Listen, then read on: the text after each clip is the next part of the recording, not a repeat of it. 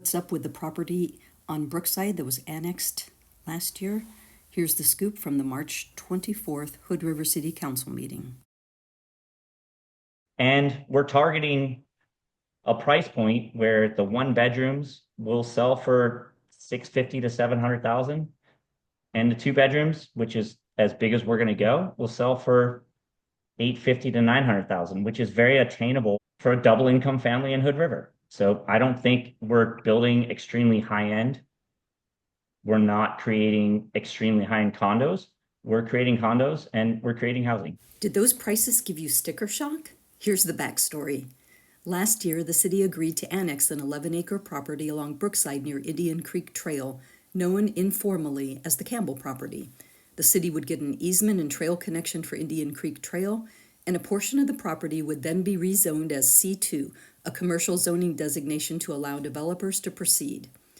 They proposed about 30 total workforce apartments, half of which would be for transient hotel use, the balance for long-term rentals. After 10 years, they'd convert the apartments to condos and sell. Turns out the plan just won't work, something that the city was warned about last year. Along this whole journey, we've come up with some great ideas. I think we have a viable way to make this happen. And to be honest, nobody in the history of the city who's worked on this project, which every developer I've talked to, they've looked at the site. Every single one of them told me we're crazy to even go down this road.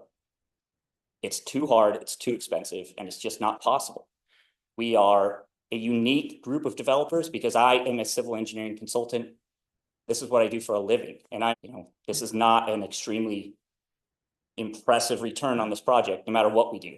We are struggling to get it to pencil no matter what, even with all the zone changes and the hotel use allows us some short-term transient use and long-term rentals and maybe do something on the north side. And honestly, we've come to the conclusion that if we can't get the zoning and the annexation together, it doesn't make sense, and we're going to have to walk on the project, unfortunately. So it's really in your hands whether the city has the will.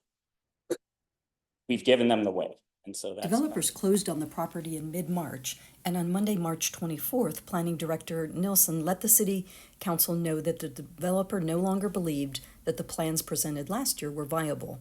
Instead of building a mix of transient hotel rooms and apartments that would become condos after 10 years, Rico and his partners need to immediately build a 50-unit condo development. Within your report, there's a condition of approval that the C2 section was to be no less than 50% and not less than 10 dwelling units maintained for the purpose of 10 years. And then after that 10-year period, the multifamily structure on the south portion would be converted or could be converted to condominiums subject to city regulations. Since that time, the applicant has requested that they be allowed to immediately go to the 10-year period and to have their multifamily structure, however developed, be allowed to be converted to condominiums or developed as a condo project right away. The concern here and some of the tension is if we allow these units to have short-term rentals, they're all going to be short-term rentals. Looking at other users in town of similar size, 310 Oak Street, 14 dwelling units there, C2 zone, unrestricted short-term rental opportunity. Half those, 7 out of 14 are short-term rentals. Pasquale Barone, who was here earlier, did 6 townhouses.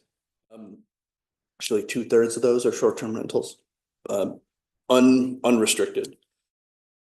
Timbercrest townhomes, if you know what they're, probably a model that I think is very similar outside of downtown, maybe 16 units, Country Club Road, 0 short-term rentals right now. So We're digging through what it's going to cost to build a building in Hood River, and the costs are high. We originally thought that we were going to build a long-term rental kind of project with half in a hotel use. Building a for rent product was barely feasible financially for us, but we were willing to go down that road, knowing that we had a payoff in 10 years when we were going to convert to condos and sell.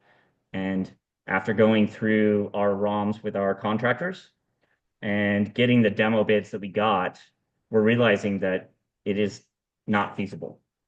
If we go into a recession and maybe construction costs come down, and if that happens, then maybe the project becomes viable with the current conditions. If we go condo, Ken, my partner, he built the townhomes on 8th and Oak, 9th and Oak. And those are probably some of the most desirable vacation rental potential units in Hood River. And 3 of them are vacation rentals and 3 of them are long-term. So we believe in our heart, at most, half of them will be vacation rentals and half will be long-term rentals or just not vacation rentals. So I think in the long term, you're going to find out that this is a great project still. It's been increased in size because we've decided to do an underground parking garage, which allows for probably 47 to 50 units on this piece of land, which is much more dense, much more valuable to the city. We're asking you to let us go down this road. If you all decide that this is not a good thing for Hood River, we're totally fine with that. But we think this is going to be a very valuable project to the city. We think it's going to be a great asset to the city. Things like this chip away at the housing deficit that the city has. And sometimes we don't get what we want, we get what we get.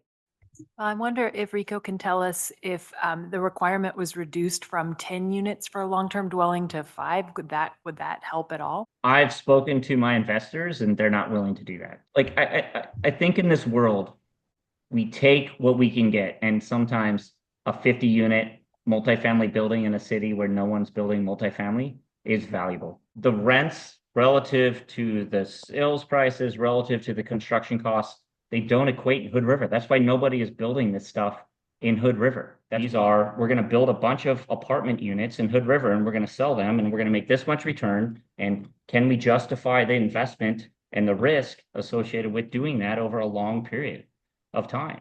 And in the end, that's what we're trying to do. That's my response.